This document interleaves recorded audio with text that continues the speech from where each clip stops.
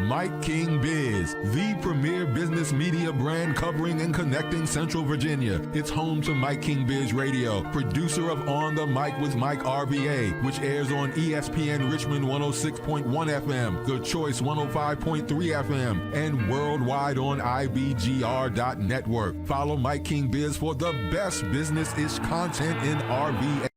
And I guess what we can do is I'll go ahead and get started, sort of with an announcement and a narrative of why we wanted to do this, why we felt it was a great idea to start these type conversations, and sort of what our motivation is behind an end result. I feel like if you're going to do anything, there should be an end result. You should be after something.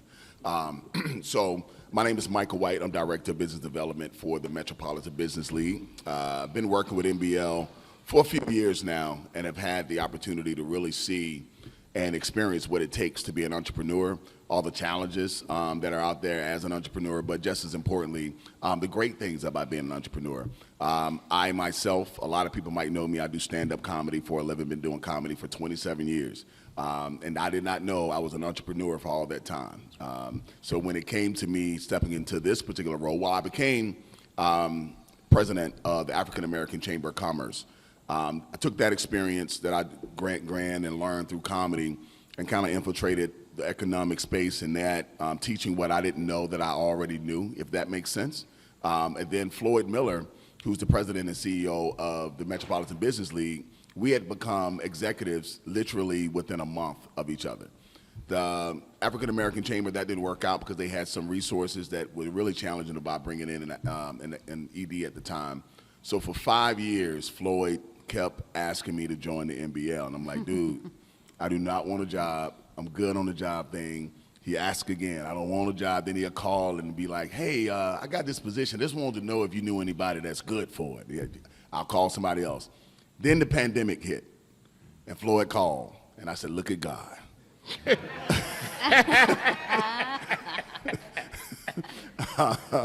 funny how that works, right? So I joined the NBL.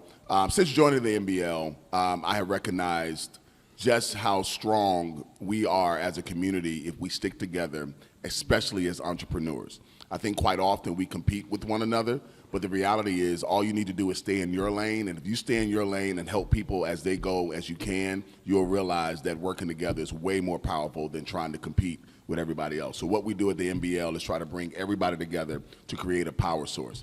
So with all that being said, today's event, we want to talk about specifically the Petersburg ecosystem. And that's directly with Petersburg, but as well as Hopewell, Dinwiddie, Prince George, and maybe even touching down to Brunswick a little bit, which is where the NBL is. What is happening with the Yonkin Initiative as it pertains to Petersburg itself? What do you all feel, and what do we express that we might feel that is great for businesses in Petersburg, but also what have been the challenges for businesses in Petersburg? And we do want you to write down your questions. We're going to talk for a while, but really most importantly, we want to make sure we answer the questions that you all have. So I'm done with that. I'll let the panel introduce themselves. We'll start here, then we'll go there, and then we'll go with our moderator. Okay, thank you, sir. My name is Ken Alfred. I'm the Chief Nursing Officer, Chief Nurse Executive for Poplar Springs Hospital. Hi, I'm Chris Kane. I'm the Chief Lending Officer for People's Advantage Federal Credit Union. All right. And Mike King, who are you, brother? And you can get us rolling. All right, so my name's Mike King. I host a business radio show. It's called On the Mic with Mike. For folks who've never seen me do this before, this isn't a typical, why am I sitting next to a comedian entrepreneur? That's all I want to know. And a banker on the other side. Exactly. Right, So, right. And a I'm nurse. right here. And a nurse. All right, so really quickly, I always ask people, we're going to start. So Kent, you gave the really quick who you are. Really tell people what you do over at Poplar Springs. Absolutely. So our goal is to manage individuals with mental illness, depression, schizophrenia, anxiety disorders, and to make them functional so that they can go back to school, go back to work, etc. We do have inpatient services, so people that need more aggressive support, we have the ability to do that, but we also offer outpatient services, so people who have a 9-to-5 job, who need maybe divorce, separation, school, whatever things happen in life, our goal is to support them, make sure they're mentally healthy and able to go back into society. All righty, so a lot of times, come on in. Have a seat, come on, there you go. So as a lot of people don't realize we talk to bankers. People always get nervous when we talk to bankers. Like we got to get, dressed up and straighten up. So we got a banker here. Let's talk about, people's advantage, the things that you guys are doing, and tell people who you are and what you do, really. What we really do, again, I'm Chris Kane. I'm the Chief Lending Officer at People's Advantage Federal Credit Union. And what makes us different, and sometimes you should be a little nervous with bankers, right? Just a little? Just a little. Okay. But not all financial institutions are the same. And we are actually and what makes us distinctly different is why we exist in our mission. We're all about people first. Literally in our name. Not only in our name, but that's a part of what we do. We're a community development financial institution. And so what that means, we use traditional tools in non-traditional ways to help people build wealth. And we specifically help people that are not in the financial mainstream. We can help you buy a house if your credit score is as low as 580. We can help you fund your small business. Have you got an idea in your head right now? We can help you fund it as a startup and get that business out of your head and out into the world. You can talk to Antonio about that. But we're all about helping people become more savvy with their money, because there's only two ways to make your financial life better, right? Make money or spend less, right? And I don't know about you guys, but inflation's hitting us all pretty hard right now, so spending less is kind of difficult. But what we do is we offer a full suite of services, like checking accounts and savings accounts and education and support. Because what you guys were saying is it takes a village, it takes a community. And you are not alone in this, right? We want to be a part of your team. So that's what makes us different. I don't look like a banker, I don't sound like a banker, right? And we're not your traditional financial institution. And we're up here talking about start for a reason. So I'm going to throw that out there, and we'll continue that conversation. But thank you. All righty. So really quickly, let me go back and talk about my business, really what it is. So One Mike with Mike is a social enterprise business show that believes business can help society be better. And that's what we do every day. So a lot of people know me as Mike King Biz. When I look around this room, there's a bunch of people who know me as just Mike, because that's the evolution of the business and the brand. Tanya Battle's been there for Coach Miller. Jonathan Young has been, along the way we've talked. There's Sam Anderson, serial entrepreneur. I remember back when I just got here back in 2014, 2015. It's the evolution of a business. So you guys are here. We're here to talk about what's happening in this ecosystem here. Elijah's purpose. There you go. So when you look at a business or you look at something that's going on, it's about branding and letting people know what you do. The sad part about what's going on, a lot of times people say bad things happen in Petersburg or the Tri-Cities. The news is here immediately, but the news and media is not here immediately when something good is going on. See, we got the Mayor Parham in the house here, and so we're going to talk about what's happening. We're going to start off with the partnership. Oh, 1 second here. See, they gave me notes to make sure the Petersburg Initiative. So let's talk about what that means. The panel's going to talk, and then we're going to open it up for Q&A. Alrighty. I'll start. First of all, the NBL, we're very excited about the partnership initiative that Governor Youngkin has brought to Petersburg. First time I heard about it, saw it, we have a great mayor down here in Petersburg. I'm not saying it because he's sitting here. I tell people that all the time. He's accessible, too. That's part of being a great mayor. But when I first saw him speak about this initiative, he was so excited. He was literally on stage at the library shaking. And I don't know if you knew that you were shaking on stage, but it was the excitement. And I think that excitement comes from being, optimistic. Petersburg has been promised a lot for a long time. And a lot of those promises has gotten us to exactly where we are right now, not too far. So when you talk about new things that are going to be happening in Petersburg, those that hear it in the offices, in the meetings, they're excited because they believe it. But those that are in the community, they doubt it because they're looking at what has happened over the past. This particular initiative, I really believe, is going to be something that's going to catapult a new future for Petersburg. It's not just what we're doing. I'll get to the entrepreneurial aspect of it. But what they're doing with VDOT in the Amtrak station and the freeways. If you look now coming down 95, the hotel, the Ramada Inn that I used to party at back in 1998, had a good time at the Ramada Inn at homecoming and things of that nature for Virginia State. it went down and it became an eyesore. And it was sort of a representation of what you could expect from Petersburg every time you drove past it for the last 15 years. Now it's down. That within itself creates new hope. When you think about the bipartisanship partnership between Kim and Joe, Republican Democrats trying to work together to create opportunities for people in this community. I think that is very important. But then on the entrepreneurial part, one of the first things we're rolling out is this grant program where we're assessing $500,000 in grants to businesses that are either residents of Petersburg or they're operating in Petersburg. $500,000 you might seem like a little bit of money, but that little money, if you do right by it, can turn into a great amount of money. One of the things I wish that employees would use this money for is to get employees. When you are a nonprofit, it is great. I mean, well, not a nonprofit. When you are a small business, it is great for you to work on your hobby by yourself. That is great. But what changes the footprint financially is when you hire people. Because this is when you're able to pay them. They can get off work and go spend their money out in the community. That's how money starts to circulate. It's good to have it on your own and hog it to yourself, but we really want to help you start to hire people because A, it creates jobs, which creates tax opportunities for the community, but then secondly, allows you to be able to go out and spend money. So I specifically love the aspect of us giving all this money out. You like giving the money away. I love giving money away. And you know, and it's funny because Shelby Brown, we were down in Brunswick, and they're like, boy, MBL's giving out money. MBL is giving out money. One of the things we really want to touch on quickly is, and I'm on the outside looking in, it's MBL is on the forefront of making things happen. So a lot of people wouldn't understand the initiative. A lot of people don't have their ear to the ground. So to the entrepreneur who's out there, really talk to them really quickly about what it means to be a part or have a part with MBL. What we do with MBL, as you heard me say earlier, we have 1,012 members. When you have 1,012 members, we have whatever business you can think of, and those you probably would never conceptualize, we have them as a member.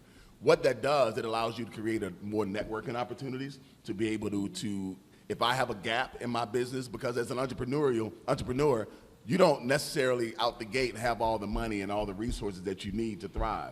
But when you have somebody else that might be able to lend a helping hand, can give you some expertise, advice, can hold your hand through that beginning process to help you get to wherever they got to, that's when you're able to grow. So MBL first allows you to network with other businesses. Secondly, to the point that you made, if you need resources and that resource being money, we have the opportunities to get you some money. We've given away almost $1 million in our resurgence grants due to the pandemic. The other day, just because we hit 1,000 members, I gave a member $1,000, telling you how we held a check up for $1,000 just for a member, just some bypass dollars. We also are starting our sort of an own CDFI initiative with the MBL, and what that is small interest loan banking.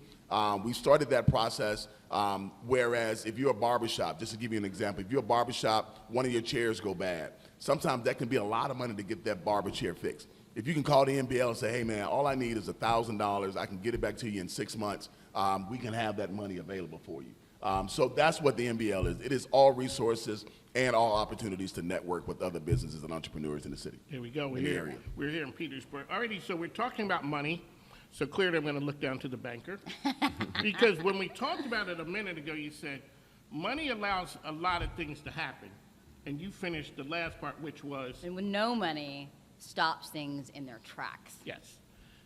So let's talk about, a lot of times, as I said, people were concerned about going to a bank because you don't fit into, and that's one of the things that Coach Miller's always talking about, when you don't fit into the mold. Talk a little bit about what do you think this initiative will do for the people to get that mindset that you can come into people's advantage and talk just because you don't fit into the stereotype. Right, and I take pride that we don't fit into that stereotype. Again, we're all about people, right? And I want to, but before I talk a little bit about the products and services in which we offer and why we do, I want to back up and say a little bit about the Partnership for Petersburg initiative and what it kind of means to, what I think it means for the community, but also what I'm really, really excited about. One of the things that we haven't mentioned yet, we're talking about businesses and the ecosystem in which those businesses can flourish, and the dollars that businesses need, and the connections and the relationships. But one of the reasons why I like to help businesses start is for the most selfish reason at all. I want to go to those businesses. I think our businesses are the heart and soul of our neighborhood. It makes our neighborhoods fun to live in. It creates jobs hyper locally in a way that we can live and work in the same community. I think right now, with everything that's going on, specifically with the partnership for Petersburg, there's a culmination of a lot of these partners all coming together with that same focus, right? So we need bankers to the table. We need comedians to the table. But we also, that retention piece that we haven't quite gotten to yet, well, one of the reasons why people stay in communities is because there's cool stuff to do and there's jobs to be had, and businesses do that. And I don't want to shy away from that, because I think Petersburg is really ripe for that right now. Don't you guys think that? Yeah. Yeah? Right. So, and thank you. But like I said, I want to be able to walk from, you guys know the Financial Empowerment Center. Wait, which direction? That way. Is, 100 yards away. And so being able to walk outside of those doors and being able to walk to businesses that we help create, and we know that businesses are staying here, and so students will want to stay here too, because there's fun stuff to do and there's jobs that can be had and they can start their business here. That's creating that environment. And I think that first and foremost is why the Financial Empowerment Center is right here, because we believe in this community. Right? And we think it's really important for us to be on the ground in this community. And so the types of things that we offer are, like I said, we have small business loans and education and support. And we're going to be hold on, folks, because we're going to start having boot camps right here to help you get what's in your brain out into the world and getting that funded, right? We can actually help you buy a house, because once those businesses are open, you're going to want to stay here, right? We can help you buy that house in an affordable way. We have a new affordable home ownership program. So if your credit score isn't great, we can help you get it there. But you know what? It doesn't have to be great to be a homeowner, right? That's another thing that we were just talking about that earlier, right? The nervousness that people have even walking into a financial institution. That's one of the barriers that we want to take away. We know people are going to tell you more about their dating life than they are ever going to tell you about what's happening in their checking account. And there's a reason for that, because it's scary and it's personal and so much is on the line. So one of the reasons why it's important for us to put people first is because we build relationships with people. We need to be honest with ourselves about our financial situation, right? We need to be honest with ourselves so we can be honest with our partners, so we can get that access to capital. And we want to have that access to capital infused with integrity and respect. And that's something that I think most bankers leave out of the conversation. Spoken like a banker. That you probably don't hear spoken like that many times. That almost sounds like a revival. Yeah, that's what I'm talking That's about. a different kind of banker. That's a different kind. That's banking done differently. All right, what I want to do now, and people who know me, I connect the dots. I do. And one of the dots is, and a shout out to people who know me, I'm on the radio every day, but I'm not on there. I don't work for the radio stations. Sponsors and advertisers who help me be on, because I always say the microphone ain't free. Plus, my grandkids need stuff. So one of the people that I work with is Poplar Springs Hospital, and they're right here in the community. And so we get the chief nursing officer, Kent, here to talk about opportunities a lot of times, but also they talk about how they're totally, engaged in the community, and how he and Poplar Springs see this ecosystem here in Petersburg. Well, thanks, Mike. I just want to say, after COVID, people became more sensitive to their mental health issues. We know during COVID, we saw depression, isolation, separation. We saw an increase of domestic violence.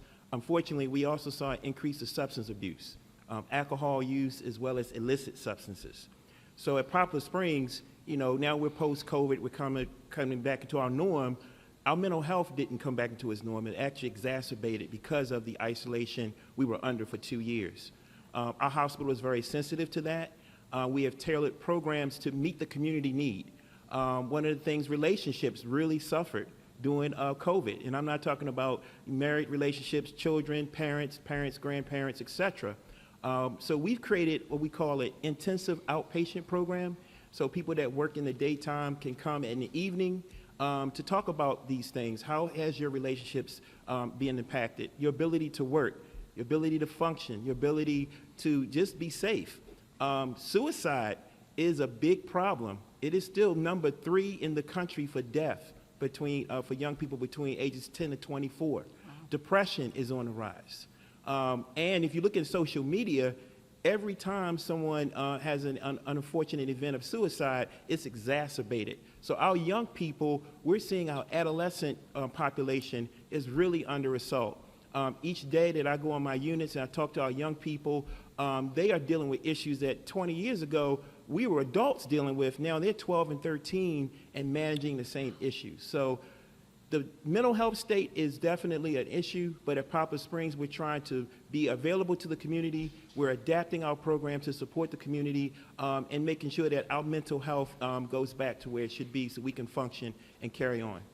Very quickly, so Ken, on the business side, you've talked on the clinician side. On the business side of it, let's talk about some of the challenges for Poplar Springs that you see in the near future.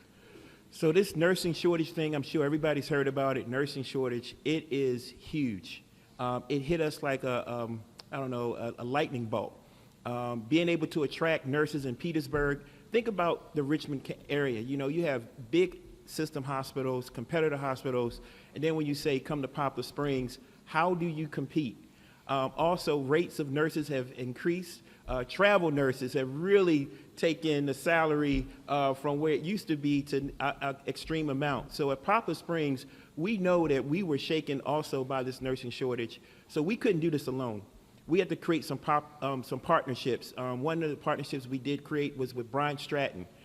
So to our employees that want to become nurses, we give them the opportunity to become nurses. We support them with the Brian Stratton Initiative, and I'm fortunate to say we have one gentleman who has started this program, and his class has started yesterday. Awesome. Because of this partnership. So well done.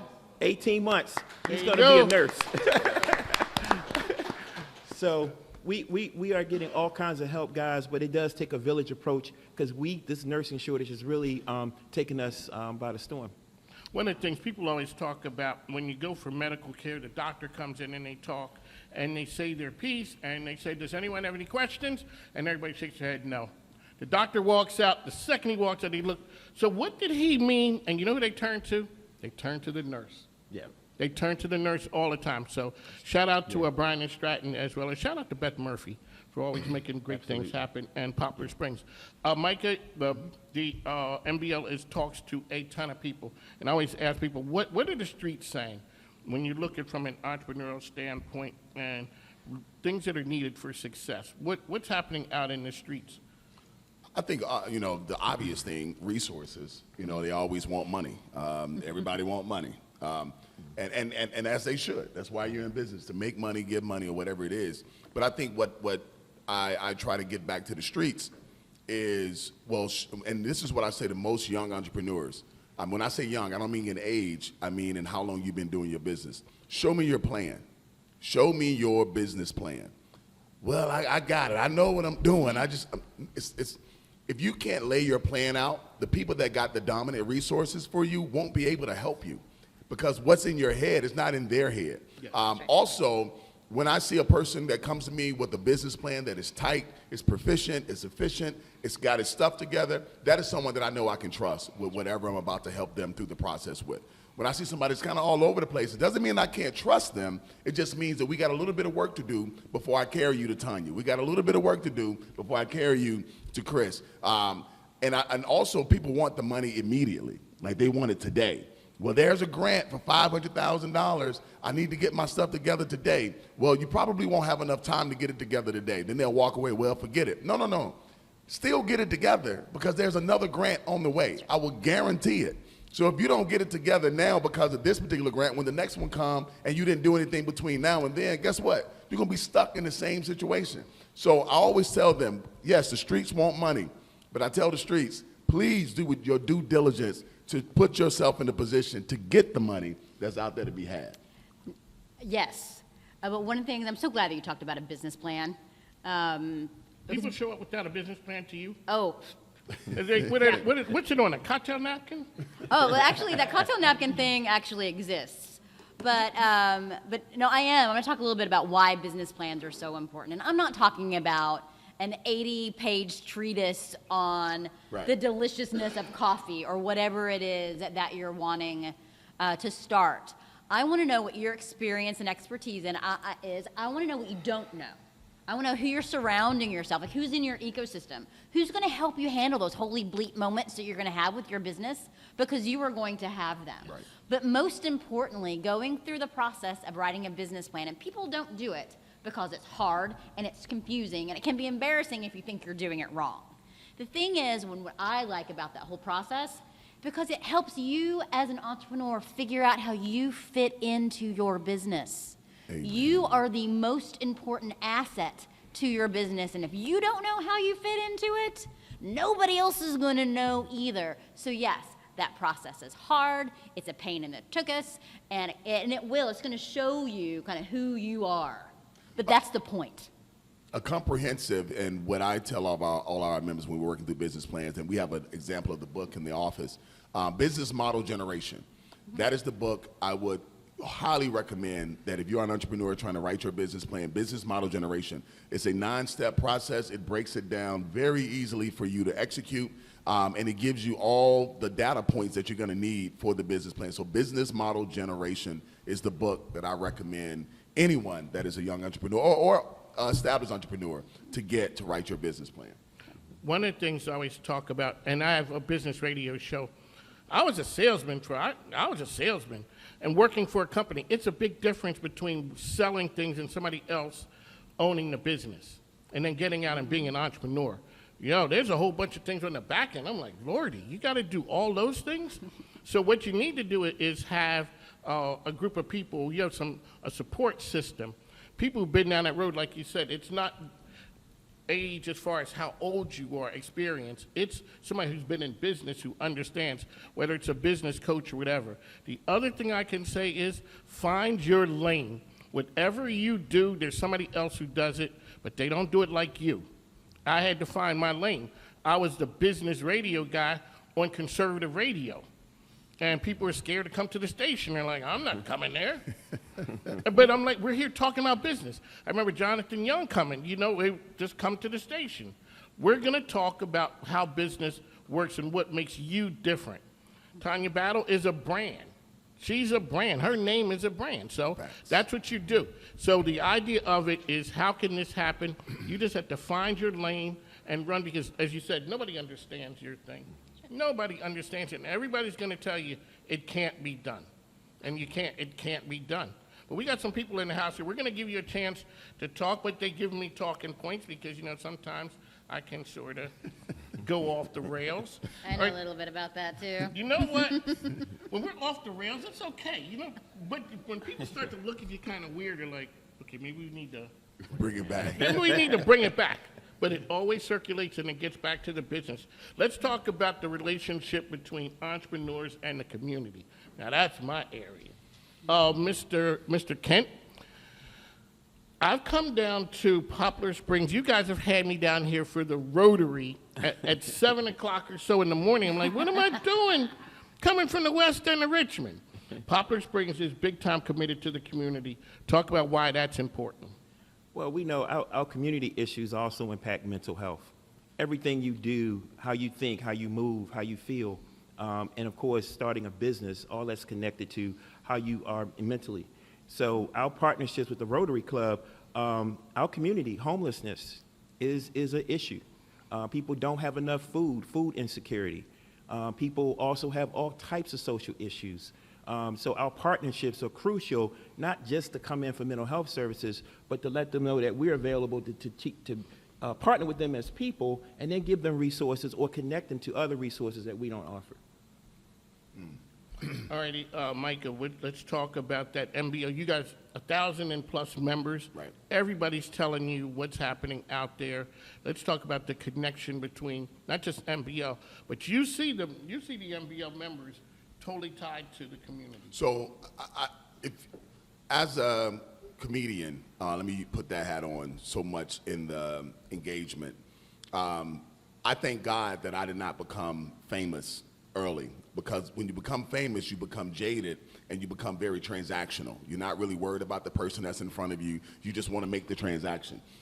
When you're not famous and you want people to come to your show, you have to become relational. I have to build real relationships with people. I had to shake hands. I got to remember names, and not in a fake kind of manipulative way, in a real way, and appreciate people coming to see my show. But it's the same thing if you own a small business, especially in a place like Petersburg. You cannot be transactional in Petersburg and expect to have a great business. You got to become relational.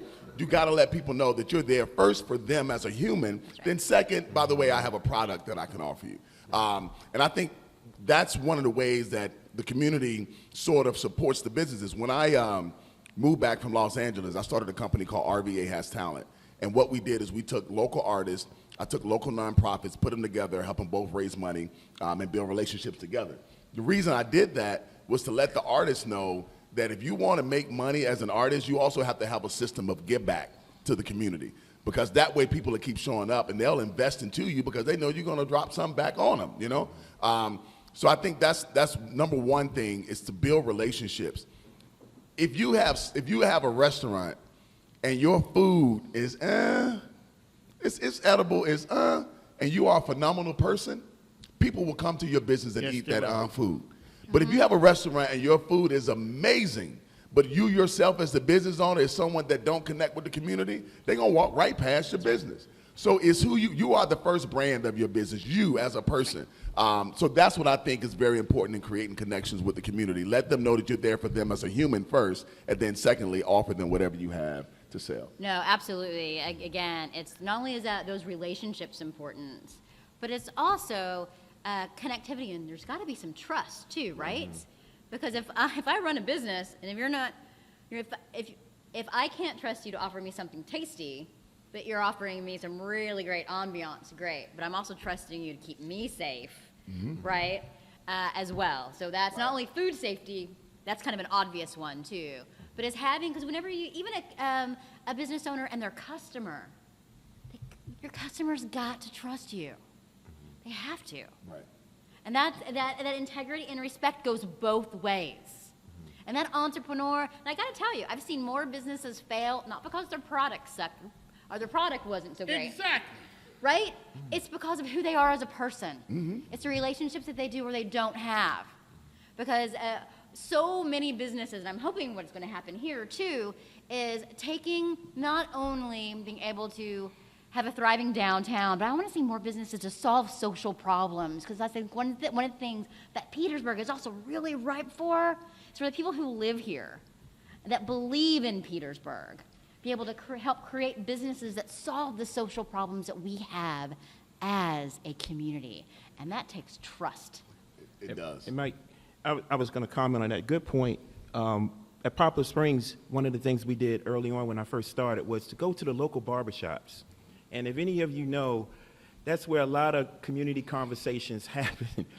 It's raw, it's unfiltered, and sometimes it can be a little nervous. But we went because COVID-19, I don't know if you realize it, but COVID-19, we were way behind in compliance, and our numbers were out of the water. So we talked to individuals at the barbershop, the barbers, the patrons, about what was going on and establishing a relationship. And they told us they didn't have trust in the system. Some of them didn't know where to go, and some of them were, I guess, the myths of COVID-19 allowed them to be non-compliant.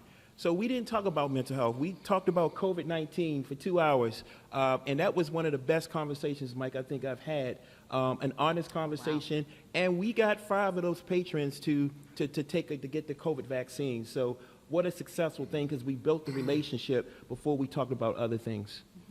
Really quickly, so when we talk about partnerships, 3 years or so ago, on my radio show, I'd always have SBA on. And one of the things, I'm in business to try and make money, but to stay on the air.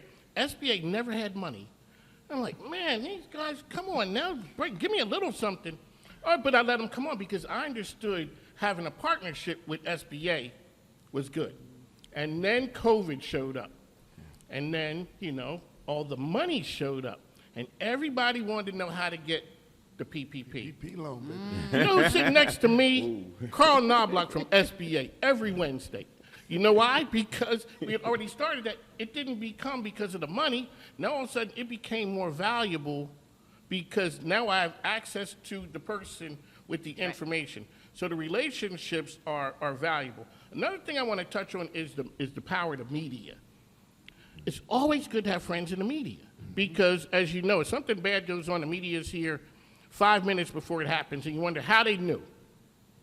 But when good things happen in this town, in the Tri-Cities, we need to let people know. And I'm always out there screaming about there's a lot of things happening in Petersburg area. The mayor doesn't know this, but there's a festival that was coming up. There was a comedian, and he wanted to put on a show through Poplar Springs.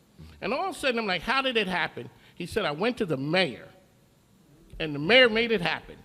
You know what? That's replicated over and over again, and I always talk to businesses about culture. How do you set the right culture? And that's what it comes down to. And that's the relationship part. And that's one of the things we're going to do here today is we're here to give you guys information, but we're also here to get some feedback about telling us what's happening in the streets and also to connect you with the certain resources. Let me say this real quick. In an area like this, to a point that Chris made, the trust factor. If you are an entrepreneur, small business, and I mean this from the bottom of my heart, under-promise and over-deliver. Every time. Make that a habit of doing. Because if you consistently under-promise and over-deliver, people, the greatest marketing is word of mouth. And that can excel you or it can destroy you. If you consistently under-promise and over-deliver, you're always doing more than what you say, and you also don't put yourself in a position to fail easily. But if you're promising things at a high level, oh, I'm gonna do this, I'm gonna do that, and you know your resources are a little bit limited, if it doesn't work out, you're in a small community. People are gonna go and talk about that.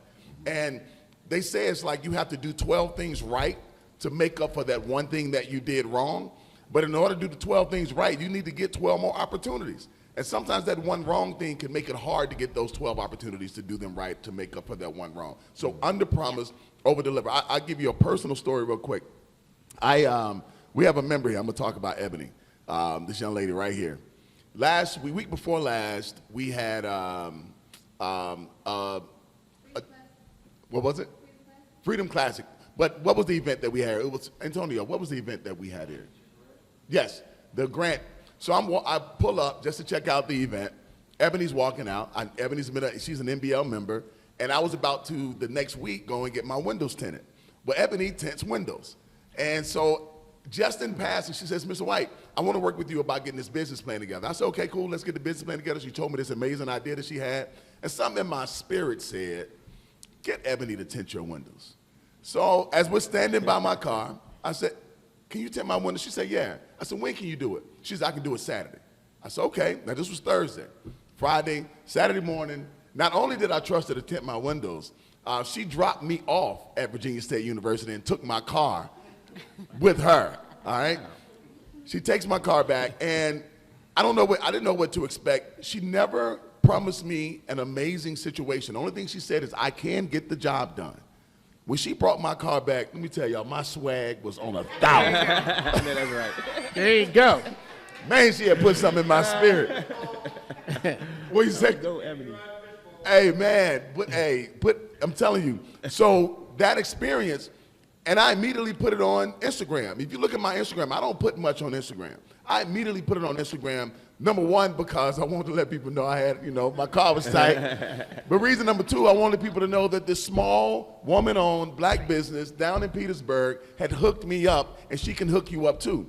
Two things that we're gonna do after that. Number one, we're gonna tighten up this business plan because she gotta get it together to get her own brick and mortar so that she can do more for what she's already started. And then number two, we're gonna raise her prices. That's right. Because where I was gonna go and get my windows tinted, they were gonna charge me $500. Ebony, with the extras, charged me only $250. So we gotta at least go to $300 because she can get that little bit of money extra, and she deserves it because she does a great job. So those are the type of relationships that you have to build in the community by under-promising and over-delivering. That's right. There you go. But what did it start with her saying, let's do this?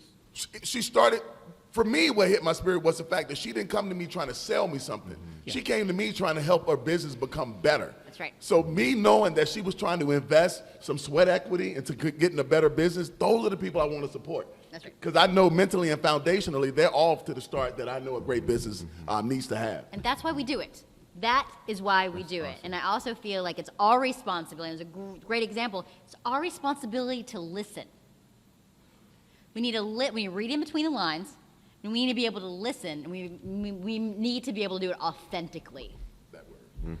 You know? Because we're all here selling something, technically, right?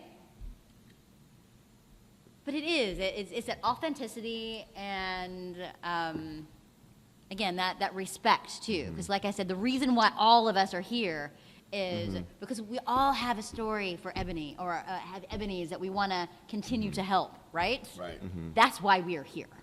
So from that standpoint, marketing, branding, whatever you want to call it, if you're not shouting your business out every day, you're wrong. People never see me without my name on my stuff. They're like, what's your name? I'm like, you can't read? It's right here. My name is Mike King. What's the name of your business? Mike King Biz. Well, I had to think of On the Mic with Mike is the radio show, but that's what it is. You have to let people know. Nobody ever bought something from somebody they never heard of. That's right. Ebony made a difference. Yo, hey, I can do it. Next thing you know, when can you do it?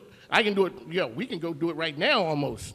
That's the difference between an entrepreneur and making it happen, whether you're a business or a nonprofit. And like I say, shout out once again to Elijah's Purpose out there doing some really great things.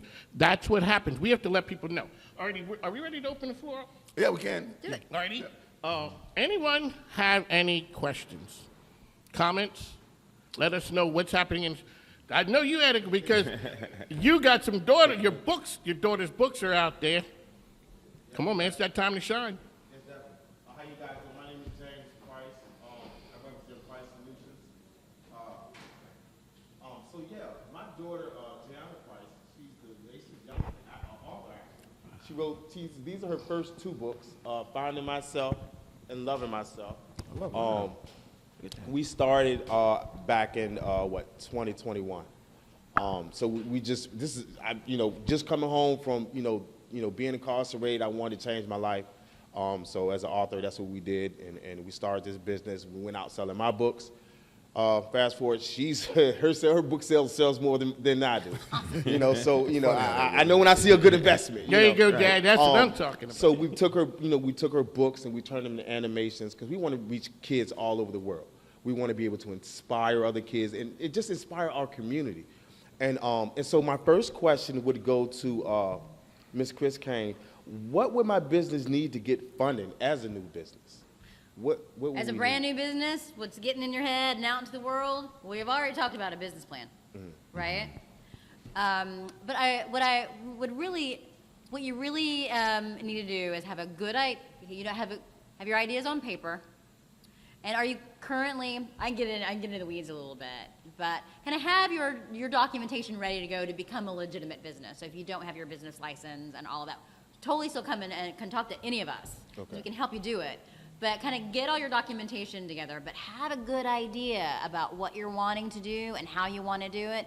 And then you see that gentleman right there? Antonio, introduce yourself. And we set that up, and I have the microphone to do it. Good morning. I'm Antonio Miller. I'm a small business member advocate for People's Advantage at the Empowerment Center, which is that way, end of the block. We do funding, microlending up to $50K for small businesses.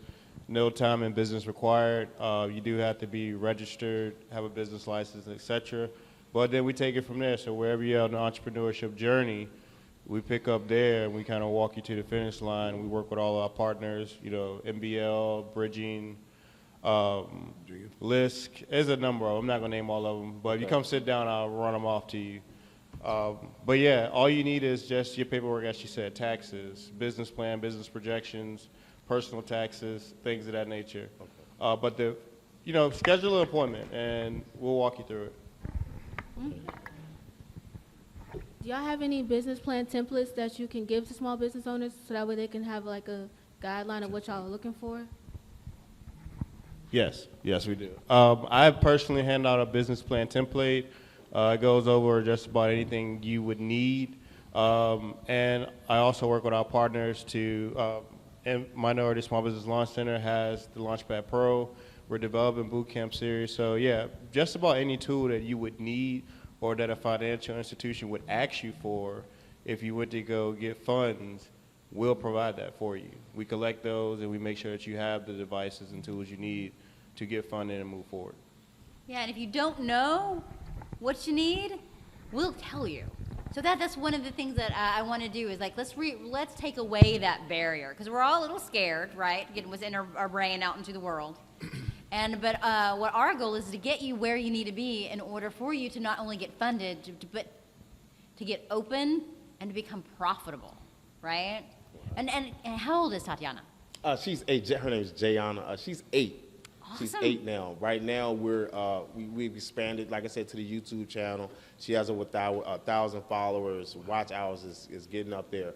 So we want to be able to expand into more production, film. She's a great actor. She's been on the Nakia Dillard, who's been on several big streams. She's way ahead. So yeah, from a lot of getting people, what's in your brain out have into the world. That's Wow. great. That's good. Yeah, a lot of people have invested their time into her, so we want to be able to cultivate what she has going so that we can start investing back into the community. Oh, that's fantastic. One of the things, he comes up here and he says, hey, you need to hear about my daughter. That's what you need. Somebody who is out there, like you said, word of mouth, somebody's saying, hey, you need to go talk to this person or that person. That makes a big difference. If you go over to the credit union, you know that you want to talk to Antonio about what's happening out there. Who has, I'm going to say, don't make me start calling on people. There's Miss B right there. Yes. Yep, I have a question. My name is Amanda Habansky. I'm the president and CEO of People's Advantage Federal Credit Union. Also want to give Ebony a shout out. She tinted the windows at our empowerment center, and they are fantastic. Tinting everything. yes. I love it. And that's right. And thank you to the NBL for hosting this. My question is for Ken. The connection between the sort of hustle and grind it takes as a startup and an entrepreneur, connecting to the mental health space. You see so many entrepreneurs struggling with the mental health from burnout. Are there tools or resources that you would suggest for individuals that might be struggling in that space to support them? So obviously at our hospital, we do offer support. We have what we call day hospitals. People can come in, therapists, clinicians. They'll basically take an assessment of you. Like, where are you right now? What is your mental health like? Are you, when you wake up in the morning, are you have positive thoughts, or are your thoughts going to a dark place? And then what interventions we do? We teach coping skills. We teach people how to activate coping skills when they're not feeling their best, or rejection. As you know, as business owners, sometimes rejection may come in different forms, and people respond to that as the way they grew up. You're a psychological representation of all your insults. So how you deal with rejection is basically built upon how you were raised, your coping skills, and your protective factors. So our job is to make sure that you activate those, because when a rejection comes, it's not a one-on-one off. You can recover, you can get back up, and you can be strong. So our hospital will give you those resources. Really quickly, so Amanda, you had the microphone, and being the CEO, I always talk, and I talked to Ken about this as well. Let's talk about culture. How do you set a winning culture that people thrive in your environment, that makes people want to come over to the credit union and talk to you guys? I think the rhetoric that's been said today applies to people first. We really set a culture around talking to our staff, sharing our strategic plan and our vision, seeking feedback from our staff, and then conversations like this, right? Like, if our products and services don't meet the needs of the community, then what are we even doing here? So it's all goes back to the connection to the people and the communities we serve. There you go. All right, really quick, I got to give a shout out to my man Barry Moore, just walked in from Barry the Better Moore. Business What's up, Bureau. Barry? Shout out to him. So for anybody that doesn't know, On the Mic with Mike, we are accredited business, and we talked about trust before Barry Moore walked in. It's about, as Micah would say, you're delivering more than you promise. And that's about doing business with people you like and trust. So anybody here, you need to check out the Better Business Bureau, because that trust is what they do. He's in, I think, 42 counties. He's always out there talking about the trust factor. Who else has a question? There you go, sir. We'll go here, then we'll go back. Good morning, everybody. Thank you guys for doing this. This has been wonderful. And my name is Carl Matthews, and I call myself Golf Poet 2, and I'm sharing GG&P, which is Golf, God, and Poetry. My theme is past, present, and possibilities. I'm the past, the millennials, they're the present, and the younger kids, they're the possibilities. And we need to tighten up that gap and let these people know that the possibilities are endless. Okay, you got a golf course over there, called Dogwood Trace. I started caddying over there when I was a kid. Anyway, started the first golf team at Peabody High School in 1963. And first golf professional out of Petersburg, Virginia. Worked at a golf course over in Hawaii for 20 years and 9 months. Possibilities. And I'm here trying to get a compact Class C camper van because I want to travel and share my GG&P experience with these kids, going to golf courses, churches, schools, libraries, boys and girls clubs, wherever, to let them know the possibilities. Because when you're in that golf arena, you cannot behave just any old kind of way. It's going to save a lot of these kids and keep them out of trouble. And I'm going to tell you, if I can get some of these kids to come out and hit 3 buckets of balls, they're not going to want to hit each other. Anyway, I'm done. There you go. Now, this dude right here is, he's totally into the golf game. Really quickly, also, Al Green in the back, his father's a golfing legend. So he is, if you ever look him, Al Green, what's your father's name? Al Green. So if you, not that Al Green, no, not that love and happiness Al Green, this is the real Al Green. So, a golfing legend. Let me, just for women and men, if you don't, pick up the game of golf if you can. It is so critical in business. Now, first of all, it is a great game to play. I'm an avid golfer to the point that Mike made. I've been playing golf 5 years. Started off, I was a 41 index. I am now a 6 index trying to get to scratch. So I love the game of golf. But what it has done for me on the business side has been absolutely amazing. I am going to Vegas, and I made this promise to one of my compadres, my homeboys, and I told him, I said, look, man, we're going to go to Vegas, and we're going the first weekend in February. And I'm playing golf Saturday morning, and I'm playing golf Sunday morning. And I said, I bet you when I get back home, within 6 months, I will have a show or speaking engagement from somebody that I play with. Because when you, and everything you need to know about a person, you learn it in golf. You can see the integrity that they have because it's a self-managed game. I can see whether you drop balls or whether you move them where you're not supposed to move them at. I can see whether you tell me the exact score that you got or if you made up something to make yourself look better. It is an integrity game, and I don't have to talk to you for those 4 hours. I can just watch you, and we don't have to talk about business. And when we're done with the game, I can tell whether I want to do business with you or not. Please pick up the game of golf. And to your point, real quick, those kids, there's a centering in golf that aligns with the sort of the, when you say if you fail, you can still get stronger. Well, even in golf, if you do great, you have to get back to center. So it makes you way more balanced in your emotions and your execution than any other game I've ever played. Adrenaline don't work in golf. It might feel good for that one shot, but before you hit this next shot, you better get back to center. And please don't get in your head with the negative stuff in golf. Now, that will destroy you. So thank you for bringing that up. And, man, we need to talk. I want to help you get. We definitely need to talk. Yeah, I want to help you get that. I'm going with you. If I can jump on it. Yes. Oh, wait. No, so when he said there's Micah, and I'm sorry. I got you. So what about those of us who don't golf, but we participate in our sponsored events and our going out here for charity? Right. So I'm not a golfer, but I do it on fun. And I'm honest up front and I say I don't golf. Right. Do you hold that against people? So, Tanya, I think as a non-golfer, I think they do. He may not say it, but you get the look. Yeah. Will look, you hold that against the them? only thing, if you're not an avid golfer, you want to go out and you're going to be spraying the ball all over the place, that is totally fine. As long as you're a good company, you understand when it's time to be quiet, when it's time to move around. I don't care that you spray the ball. Just be good company to be out there with. Yeah. Even if you got to putt it 320 yards, that's all right. Right. As long as you're open up front, I'll play with anybody. Honestly, I will play with anybody. Yeah. I'll just echo that as a woman in the room. Playing golf completely changed the trajectory of my career. If you're a lady in the room and you want to play with not a great lady, come see me. We can get started together. Right, there you go. I love it. Hey, Yes, ma'am. Oh. I'm sorry. Go. You go.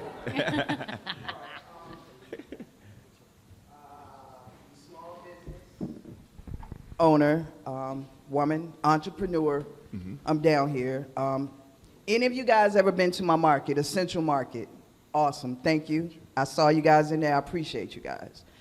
We opened up in 2020. Wow. We were unable to receive any PPP funding because of the time that we opened. Now, when we opened, the street was blocked off because they were building artist space lofts. So we were like, oh my, this is going to be a golden opportunity because over 200 units are being built right where my convenience store is. Now, I own a convenience store, milk, eggs, butter, cheese, all types of essential oils. It encompasses over 10 different vendors from the community itself. Keep laughing, everybody still smile and joke, but we just want to talk about what's really going on down here and how we have no time for an emotional break. We don't get that time because we became infamous before we became famous for the shops and all the things that we had that were down here. So what business advice would you give businesses who had to withstand evictions and murders and the fentanyl crisis and the things that are actually going down in the community where we're playing good business and servicing the community? The bank is right across the street from us, so they understand what we're going through and what we had to go through. But as small business, how do you suggest that we hold on? I've done every form of damage control that I could possibly do after every altercation that has happened out here. We had to get some permission for city council to do some. I had bodies down on the ground painting and cleaning the blood off the stoop after things have taken place. But do people come back down here and say, hey, it's cool to shop now? No, dude, we had to wait it out for months. And now we're on the brink of closing doors, eviction, everything. So it's good that everybody's here now, that the cavalry is here now, but we're in dire straits. And what if we say it's too little, too late? How can you save us?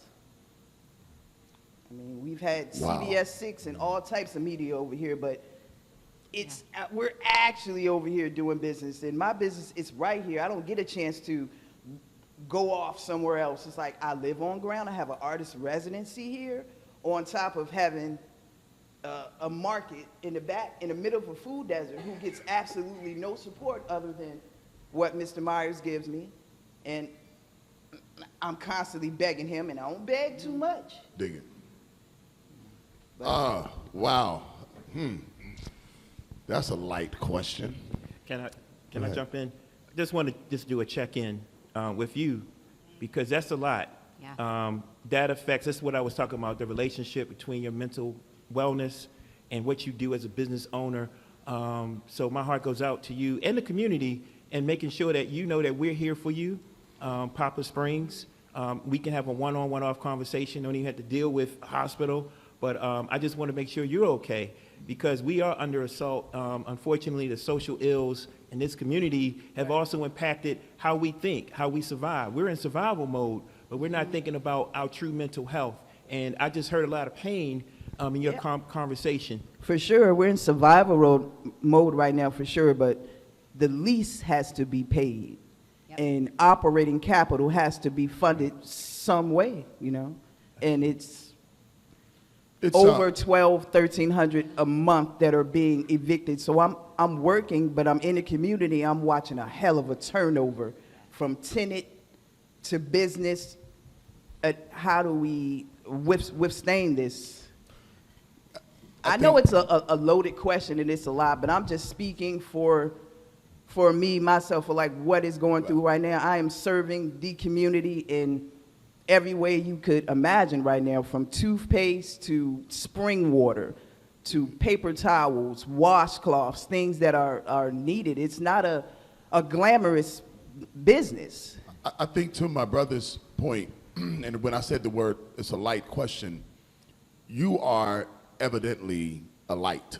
You are a beacon amongst some dark moments.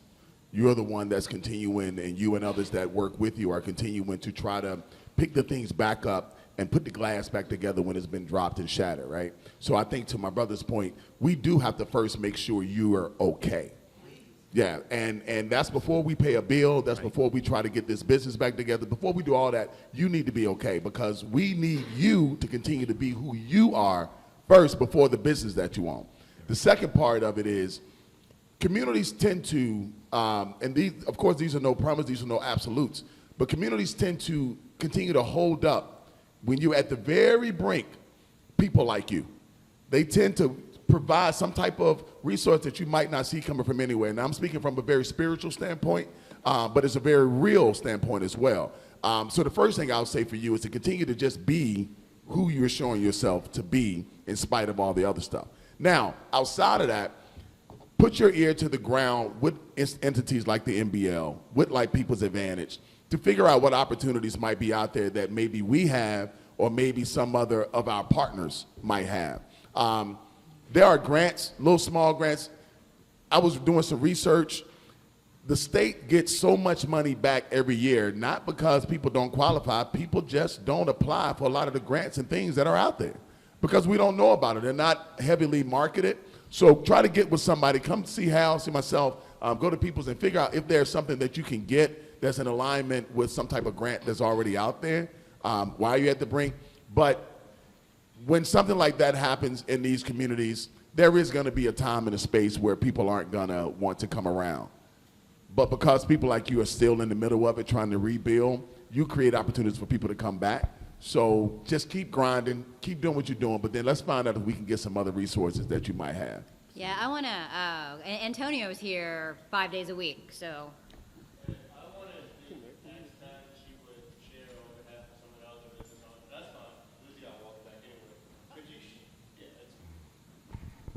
Y'all can hear me better now? Yeah. All right, I sound like Mike O'Donnell. All right. Could you share some of the hurdles that you and other business areas in this particular area, right? Because, I mean, we've been working, or trying to get it done for about 2 years now. What are some of the hurdles that you and other businesses face when trying to access capital, whether it be grants or, micro lending or whatever the case may be? I think this is a great opportunity while we have city leadership, financial institution leadership, and all our other partners, including NBL, for you to really speak directly to some of the decision makers about the troubles you've had and the difficulties you've had with the processes. I would say that most small businesses, especially down here, we run it ourselves. So a lot of things that are offered is to retain employees. If it's just me and maybe one other person, they're really not looking at my business plan or at my grant to say, oh, okay, we have to save this business because in turn we're saving 5 other jobs or 5 or 6 people. It's a warehouse of people. It's a whole manufacturer that we have to save. They don't look at it as, as just mom and pop. And I hate to use that word, but that's what it is. They don't look at it as the seriousness to save us. But, I mean, I've been involved with different projects. Better Block, RVA works for over 20 years now. And there's different type of grants and funding that can come through. We don't always need the kit and caboodle of, oh, we need the whole $500,000 now. They have grants that come through where you can face a face grant, where they give the front of your building a facelift.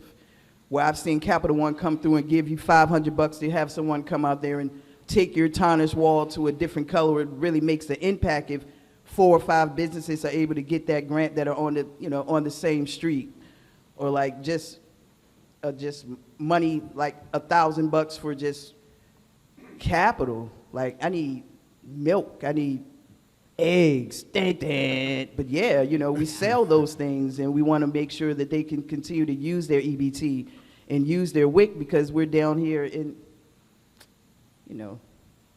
Yeah, we're in a food desert for sure, but the apartments are based on your income. But so before someone comes through that wants to buy $25 candle, they want to use their EBT. We are in the middle of a food desert down here. Right, I need inventory. I need things to actually, take care of the community, So it's just job difficult down here because they might not look at your business. We've only been open for 2 years, so they want, a history that is like ridiculous. It's like, dude, we just opened. We can't give you that right now, but we can show you the impact. We can show you the figures. We can show you the numbers, but is it going to be enough for you to actually give us something substantial to keep us afloat? So it's just difficult. What you got, my brother? Hey, good morning, everybody. My name is Kofi D. You grab one of those mics for the recording. There you go. Hey, let's see. There you go. Yeah, it's on now. Got it right. My name is Kofi D, native of Petersburg. I'm a realtor, real estate investor. I wanted to add to her point, and I think it's something you said too, is that how do we collaborate on the resources? You have SBA, you have NBL. I mean, Petersburg has also had an enterprise zone for how many years? How utilize it? There's so many resources here in this city, and there's so many problems we had to tackle. But one of the things I know minority communities we lack, and we need to do a better job, is organization. I can have 50 different resources, but if I don't know where to go and I don't know how to use them, that is a stumbling block. So where do we get like a consortium or a group or even like a league, right? Pun on the NBL, a league of, I guess, resources, like maybe a co-working space where all those resources can come together. So me as an entrepreneur, I can right-size my requirements. And that's one thing I honestly have seen in other places I live, that there are co-op places, there are business incubators. How can we get that? And I want to hear from the crowd. How can we get that in Petersburg? It doesn't have to be a set space. Maybe it's once a month. But NBL's here with Hal. I went to high school with Hal. Hal's a great guy. He's doing a great job down here. But I also have the SBA down on Wakefield, right?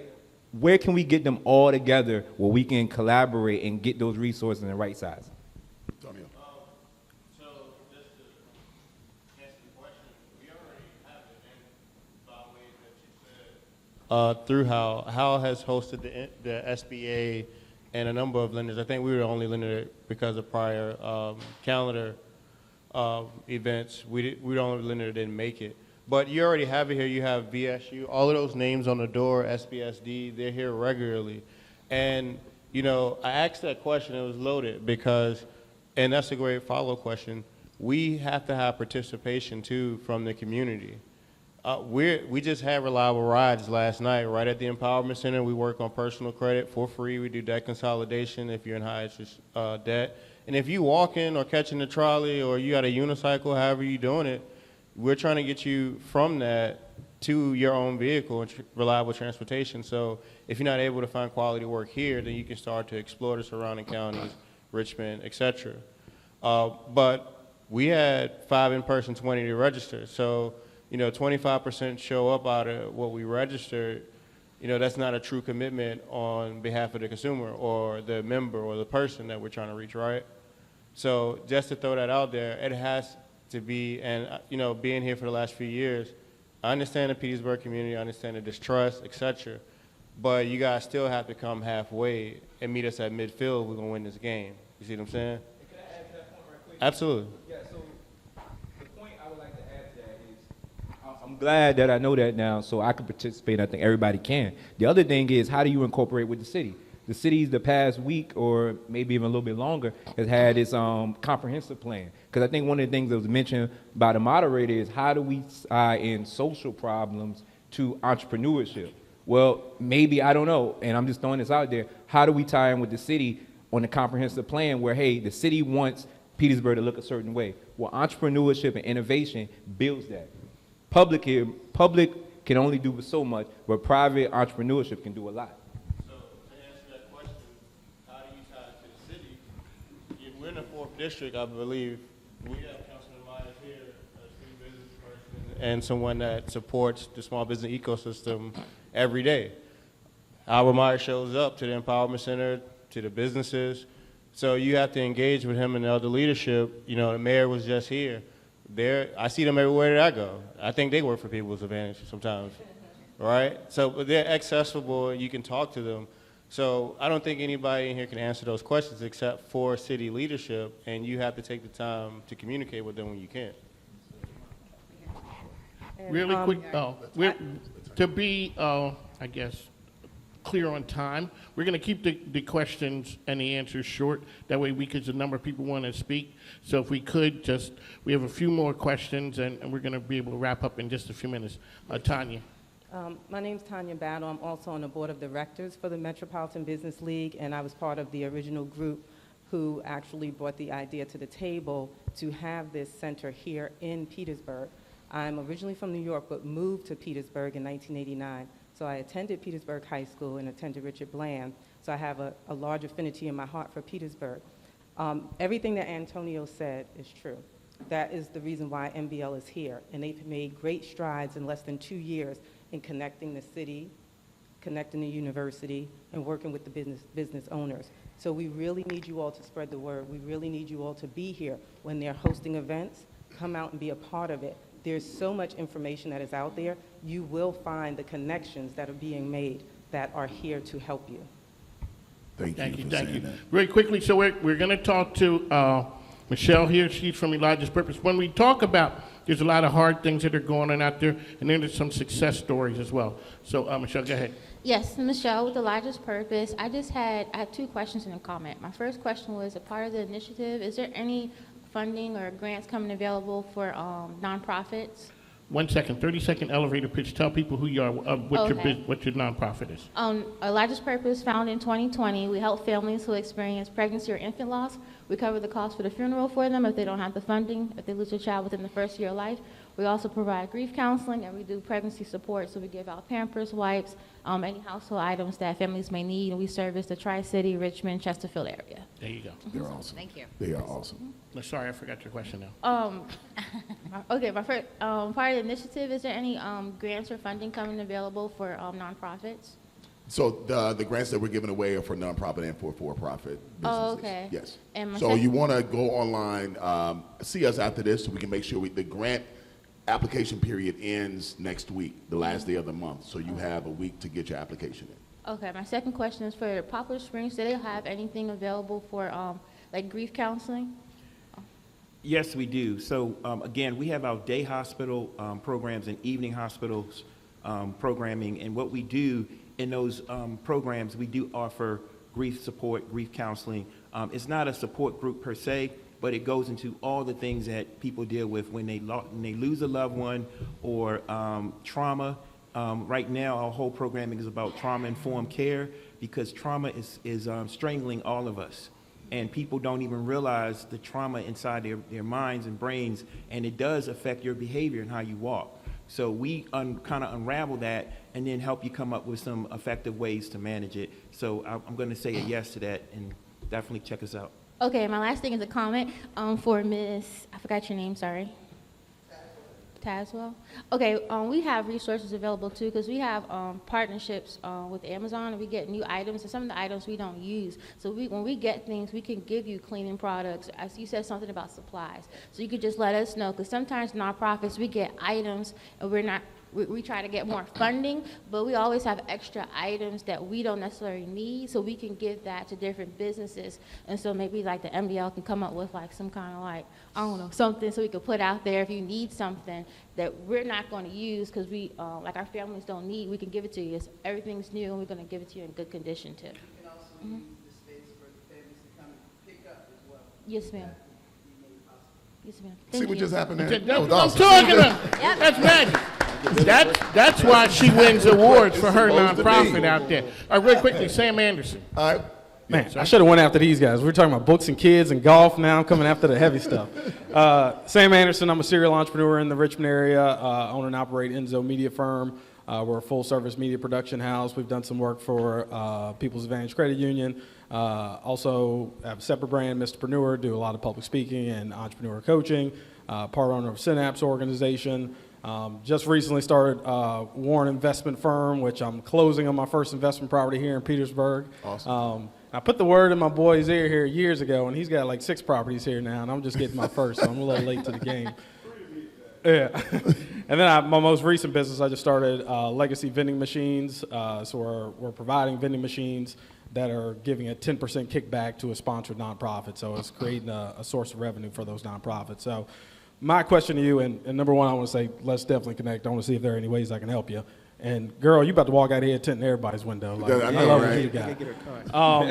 As a service-based business, I want to invest in Petersburg. So I'm coming here on the property side. But as a service-based business, sometimes that can be difficult coming into certain economic communities. Mm-hmm. What is it? There's always been this buzz. You know, we heard that the casino may potentially be coming here to Petersburg, which I got really excited about. You want to invest in things before that curve hits. Like you want Tesla stock when Tesla's $5 a share and not $1,200 a share. What is it that we can do, or opportunities that are coming? I've seen Dotson's property management recently moved to Petersburg. Yeah. Where do you guys think we're at on the cusp of Petersburg? Because it's been so long of like, it's coming. And I don't want to miss the curve. I want to be here and provide the services I can, but at the same time, the business has to be here for me to bring my company here. Ms. Williamson, would you mind tagging in on Joanne, right? Okay, would you mind speaking from the tourism aspect about the opportunities that are going to be developed here in Petersburg and what some things that are coming this way? Well, one of the big developments right now is a pharmaceutical cluster. Yep. I'm going to give you an example that we visited Civica a couple of weeks ago. They'll be opening this year. They will go into full production next year. But he was telling me, the manager was saying, we need a local printer to print our labels. So right now I'm looking for someone who can buy that printer, and they're going to be printing 90 million labels a year. And they will go into a long-term contract with a local provider. So I see a big opportunity with the pharmaceutical industries right now because they're using a lot of local contractors. So it's really developing the economy, and they're only going to grow. For tourism, can't talk too much about the casino now. I mean, you know, we certainly hope that we will get the casino. The casino is much more than a casino. Right. It's a city within a city. It's an economic development opportunity. So, you know, we can't say too much. We've got a long road to go on that, and hopefully it will come here. But it will provide a lot of opportunities for tourism if it does come here. But right now, the pharmaceutical cluster is here. 3 companies, Ampac, Civica, and Flow. You can go online. They've got jobs right now. They will actually, you can come out of high school and make a commitment, and they will pay for you to go to college. Wow. So a lot of opportunities there, and I would highly recommend that everyone go online and become connected with the pharmaceutical companies. Well, it sounds like I'm about to go online and buy a printer. There you go.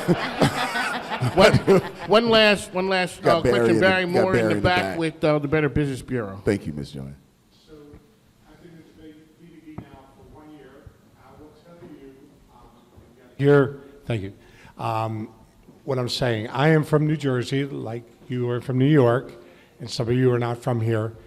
This is, so you know, don't take it personally, the most stubborn area in the country. I've lived around. You got to hear, you got to listen a lot better. I understand your community. I watch it on the local TV stations every night. Almost they would make me in fear to come here, right, if I listened to them. So you got to change the narrative on the media. We have to get them to be better partners. They've got to know the stories going on with little businesses. Micah, you and I with Y101, when Sludge was in town, he used to play at Alibi. I used to come down here with a group of people, sponsored it in 2010, maybe. We brought a lot of people in from outside. My point is, your answers are not going to come from just a small town. I grew up in Cranberry, New Jersey. I didn't grow up as a city slicker. I grew up in the country, 2,500 people, Revolutionary War. And we had to attract people from New Brunswick or Trenton or whatever if we wanted to survive. We saw businesses come in and go out. People lose a lot of money. My wife and I just lost we didn't lose it, but we sold it at a loss, a franchise, after 2 years. We knew the time was to get out. We have to know, you have to have a business plan, you gotta know your demographics, you gotta know where you're going. When I call my businesses, I got thousands of business owners that are accredited. They don't listen, they don't pick up the phone, they know everything. They have gatekeepers. If you're an entrepreneur, you have one employee, how do you not take a call? You might not know where your next customer is coming from. Right. Open your ears, and it's not personal. Just don't take this personally. This has happened in Richmond in a 50-mile radius. Have a business plan, review it. Mike King was at my place last week. It was about women in power and all that. And I try to explain to people, stop narrowing it down just to women in power. I had women walking out, oh, I got to hang out with more women and be empowered. No, you need the men too. And you need white and black. You need, everybody needs everybody. Stop being divisive and caught up in that, and open your mind. The churches down here, I know you're all working in so many ways. Crime is crime. I mean, it's America right now. It's a world. And the tragedies you're talking about with your store and your location, God, I mean, I pray for you. I mean, and prayer is going to be the way out. You're emotional. I think you bring a great point up. Are you ready to handle every day? And if not, get some help. And just talk to the right people. Don't get people to always acknowledge that you're right. You want to hear the no, you're not right. No, you're doing the wrong thing. No, you're overspending in this area. No, there's no such thing as a free lunch. No, a loan and a grant's not going to save your day. Because at some point, I kept taking money out of my checking account or my savings account, and guess what? I'm out. And I finally got rid of the company because I realized, what am I doing, right? But it hurt. I mean, it was my ego. I mean, it's massive. And you think you're so far in, and I'm not saying you ever throw in the towel. You don't throw in the towel. You reevaluate, you get people to help you. I call on these business owners every single day, and the stubbornness and the unwillingness to listen, and then it's refreshing. You get to a group like this, you guys are looking for answers. You're looking for help. You got them right up there, and the 4 people across, and this whole room is full of resources. And there are so many great things, but don't get down on it. Just keep working it. Have a plan. Attract, satisfy, retain the best employees, and then attract, satisfy, and retain the best business, the consumer. And go to Colonial Heights, go to Chesterfield County, go to, I don't know all the towns, Brunswick County, as I know with you guys. Go to other areas and do business and get them to come here. There's so many things. Get them to the Tractor Museum. Get them to all these different things that are going on right here. You got so much potential. Crime is going to be your downfall, so you got to get the media. And these guys can help you. I can help you. Media will listen. They just got to listen. If it bleeds, it leads, as they say, and they love some of these stories. But you know what? The consumer, the viewer hates this stuff. The TV stations just don't listen because they have focus groups that say, this is what you got to do. That's not what we want to hear. We want to hear great stories. Good enough. Thank you, Barry. As we're wrapping up right here. So really quickly, Chris, how can people find you out there? 100 yards that way. No, our financial empowerment center is at 100 Perry Street, and our headquarters is at 110 Wagner Road. And we also have a branch in Colonial Heights, and we also now have a branch in Petersburg, or in Richmond, in a truck. So come check us out. It's www.peoplesadvfcu.org, and all of our stuff is on the table. There you go. Kent? Yes, so again, everybody know we're Poplar Springs Hospital. We're in Petersburg. And you can dial our website. We also have a 1-800 number. Don't know that 1-800 number off the top of my head, but if you go to the website, we'll be able to support you. We do have counselors 24 hours a day to answer any questions about where, what we do, who we are, so please activate our resources. Very quickly, all right, Micah?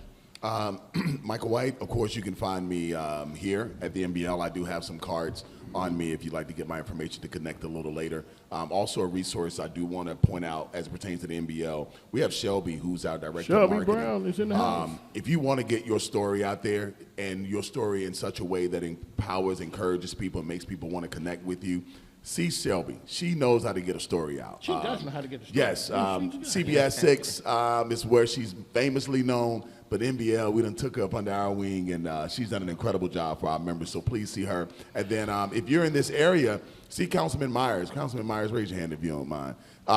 This particular area, this particular space that we are sitting in, he is one of the greatest catalysts for why we are here and why we're continuing to build this particular area where we are. So if you got something that you need to know, you heard my sister say she done been able to lean on him. Now, I'm not asking everybody to go jump on his back to get some money or get those things, but he is a great connect. And what I love about the government down here in Petersburg is they are accessible. You can actually go up, talk to them, shake their hands, and have a real conversation with them. So take advantage of that. Respectfully, take advantage of that. And that's it. Alrighty, so as I said, my name is Mike King.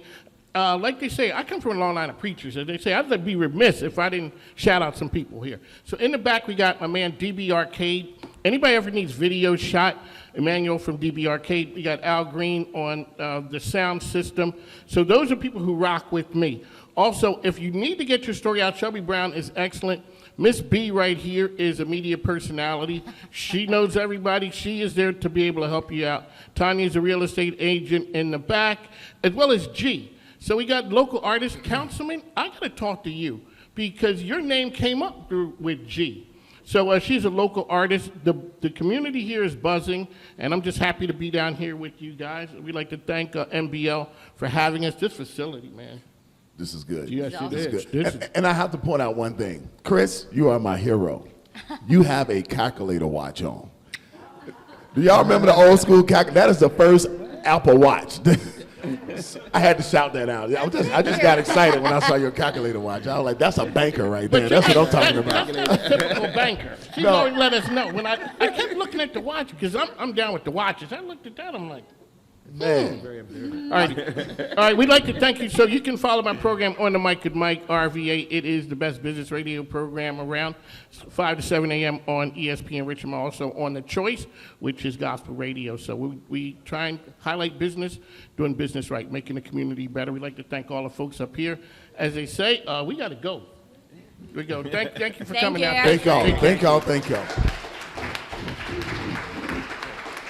Mike King Biz, the premier business media brand covering and connecting Central Virginia. It's home to Mike King Biz Radio, producer of On the Mic with Mike RVA, which airs on ESPN Richmond 106.1 FM, The Choice 105.3 FM, and worldwide on IBGR.network. Follow Mike King Biz for the best business-ish content in RVA.